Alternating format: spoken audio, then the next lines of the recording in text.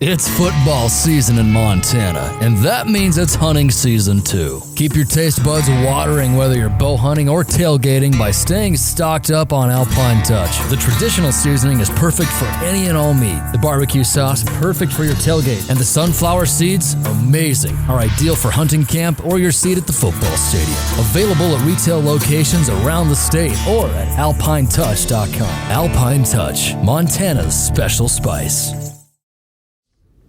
Yeah, we're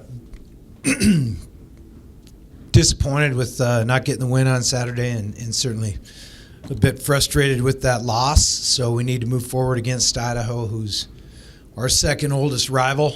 I think they're a well-coached, tough football team. I think they're really good on their front seven on defense. They're a little bit hard to get a beat on offensively. They've got a lot of offense, so we'll have to get into the plan this week and get a good one together. Questions? Coach, you mentioned after the game Saturday that for some of the younger guys, the picture maybe was a little bit slow in developing. How do you sort of accelerate that down the stretch here? I think the more you play, the slower it gets for you.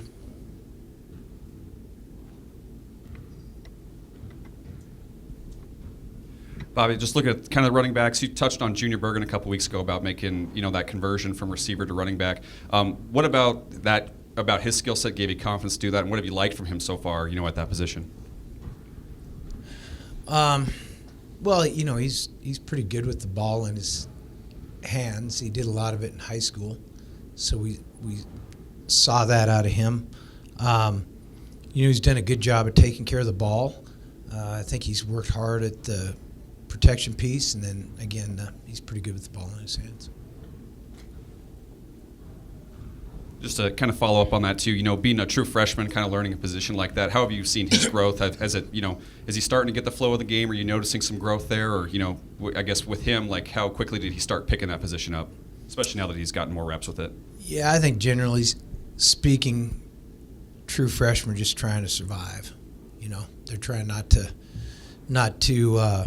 let the team down. They're, when they're playing, there's usually some injury or something like that. So he's doing a good job of holding up his end, and I'm proud of him.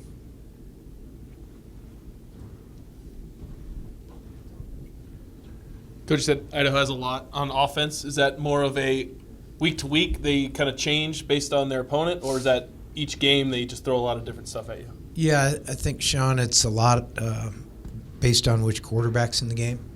They're kind of different based on who they play, and there have been some games where they had two of them in and then they move them around a little bit. So try to get a handle on that. And then just in your career of coaching, how many times, especially at this juncture of the season, do you see maybe teams try to emulate maybe the two running back thing that Sac State did? And how much do you maybe have to think that Idaho might try and emulate that moving forward or something like that? Yeah, I think Sacramento State's a little different, and that's their plan.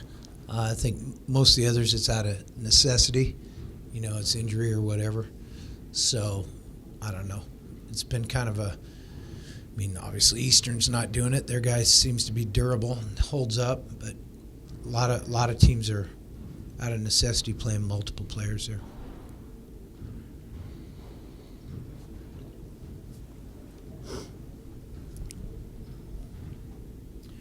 For all three of you guys, or any or all of you who wants this, what gives you hope going forward about turning things around?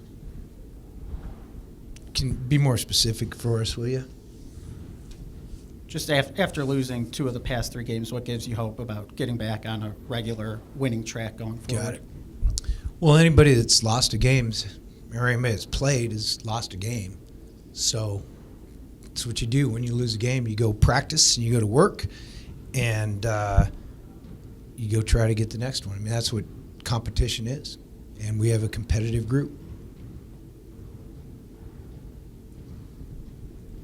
Justin, could you just talk about the mentality of the defense moving forward? How did you think you guys performed Saturday, and what's next for the Montana defense? I think our defense, we got to a slow start. I feel like we should have been more aggressive earlier, as it just mentality-wise for us. I think we missed some tackles, myself included, some mental errors. And just going forward, we just got to be ourselves, be us, play fast, physical, just play Montana football.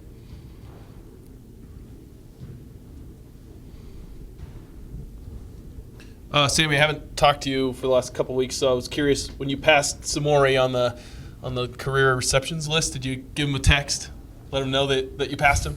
No, I actually didn't even know I did that. You just told me that, and I was like, wow, really? I didn't even know that, but that didn't even occur to me that I had passed him. I wasn't even focused on anything like that. I was focused on I think we should both send him a text right after this. I was focused on what us and our team could do better to improve. Focused on what we got to do here to get better, but that is an awesome milestone, and I will have to give him some crap about that for sure. Coach, you've mentioned analytics a few times this year. Just curious on how, when you first started coaching to now, how maybe that has changed and how all of the data has maybe changed, and maybe what you have learned or used as far as analytics go now compared to when you first started. Yeah, there's some people that really believe in it. I don't think it has a huge application in football personally. So, yeah, that's what I think. Amen to that. Sammy, there are a lot of people that really rely on it, you know, and I see it hurting more than helping generally. Hurt baseball too, no question. Yeah. Sammy, Idaho, what do you guys think of when you think of Idaho as players? Because I know that the fan bases a lot of times, especially people that have been around it a lot, they think of it as a rivalry, there's a trophy. But as players, how do you think about this game? I think it's another opportunity for us to go show who we are as a football team and what we are about. I see another opponent in front of us. I see guys who wanna beat us, and I see another opportunity to go out there and compete. Well said. Sammy, if I'm not wrong, the last time you guys played Idaho was the game you got hurt, right? And I guess, so is this game any more important to you than any other game would be? No, it's not. Nah. It's a freak injury. Coach, your thoughts on just the dynamic of the rivalry with Idaho? Well, it's our second oldest one, and there's a lot of Grizzly fans that care a lot about this game, especially, you know, guys that are my age or a little bit older. They think this is a really important game. You know, for us it is. We are familiar with them, and we see them in recruiting and everything else. It's been a hard-fought game in the history of it, and that's kind of what we expect this weekend. Bobby, just Garrett Graves, another guy who's been stepping up lately. He kind of came here. He's bounced around to a couple different positions. What about his skill set did you like? That you like him at safety, but he's been able to kind of, you know, be kind of a utility man because now he's returning kicks as well. Yeah, you know, Garrett's a good athlete. He's learning the game. Obviously, playing a bunch of positions has accelerated really how fast he's been able to learn the game. And then, you know, it was great to he's pretty good with the ball in his hands. It was great to see him get that big kick return last weekend. Justin, just kind of working alongside him with the defense, how has Garrett and some of these other guys, you know, seeing big minutes, you know, due to some of these injuries, kind of acclimated to the defense and helped you guys out who, you know, you guys have been starting for the whole year?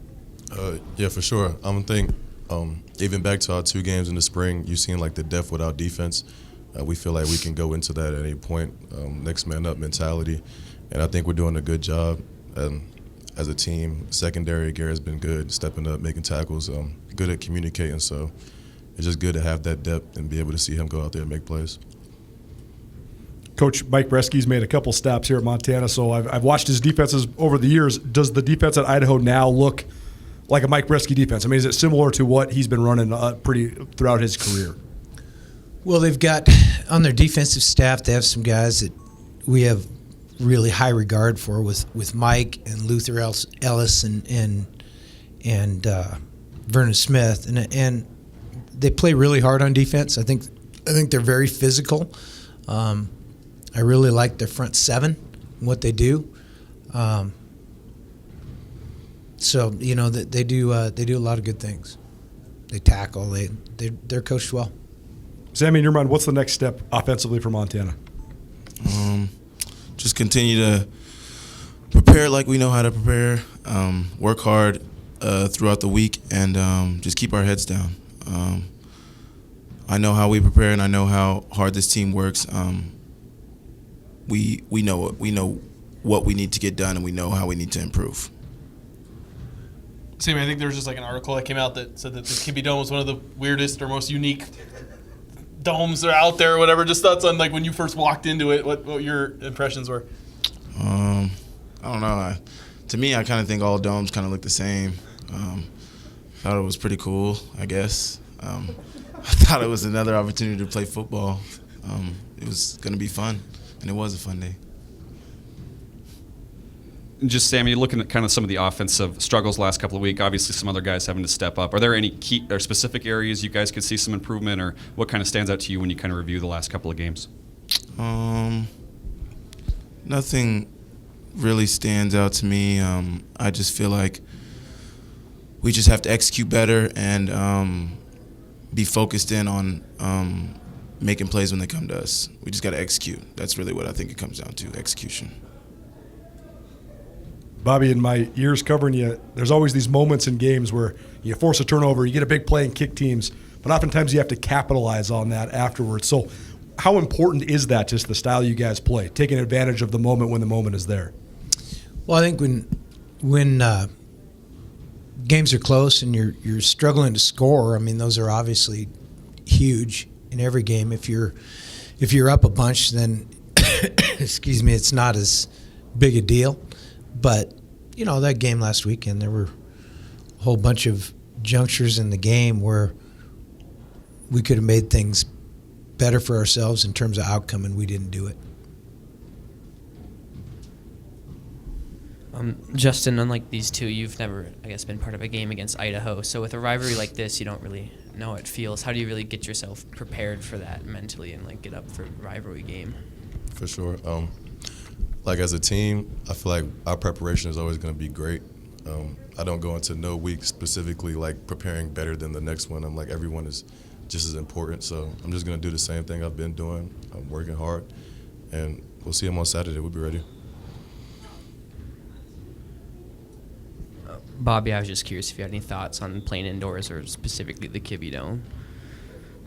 Kind of. I mean, it's like night games, right?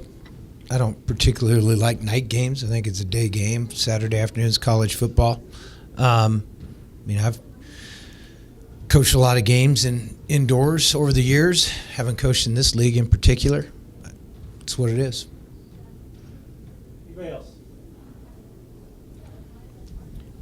Bobby, just playing in a dome, do you have to do anything different in preparation throughout the week? Like, I don't know if cramping's a thing more in a dome, like indoors like that, or is there just anything in general you have to do different in preparation throughout the week when you play in a dome? Yeah, we don't have to wear our thermals. Anybody else? Thanks, everybody. Yep.